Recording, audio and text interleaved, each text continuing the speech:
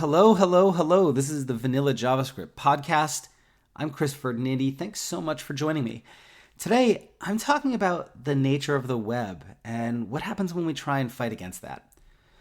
I often see people trying to use JavaScript to, quote, fix things that they don't like about the web. It's how we end up with single-page apps, large frameworks, CSS and JavaScript, complicated module loaders, and so on. To me, these are not solutions to problems so much as rejections of the fundamental nature of the web. When I was in high school, I was introduced to Taoism through two books that I really liked at the time, The Tao of Pooh and The Chi of Piglet. In those books, the author wrote about the willows and the oak tree.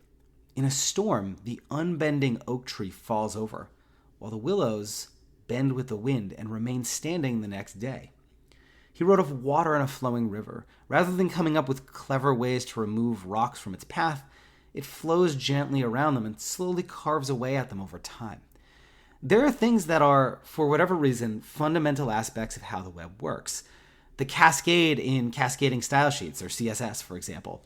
Trying to fight against them with JavaScript leads to fragile solutions that are more likely to, quote, fail in the storm, to extend this metaphor just a little bit further.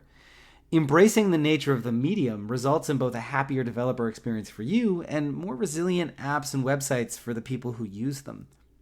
And this is such a big thing for me.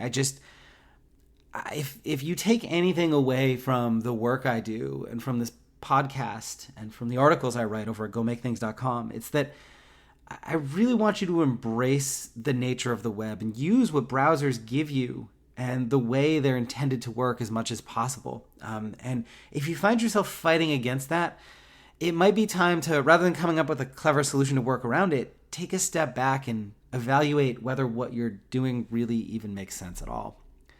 So that's it for today.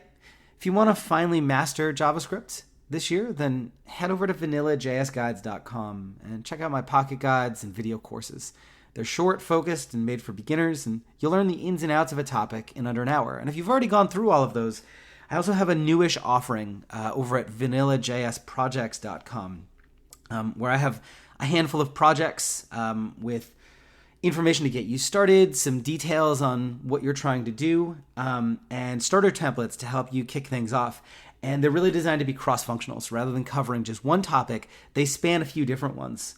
And then when you're done, or if you get stuck, you can either read through or watch a video of how I approach that and what I did to complete it. Some of the gotchas, some of the things you need to be aware of, browser support considerations. So if you're someone who likes to learn by doing, that's really a nice way to dig deeper into JavaScript. At any rate, I will see you next time. Thanks so much for listening. Cheers.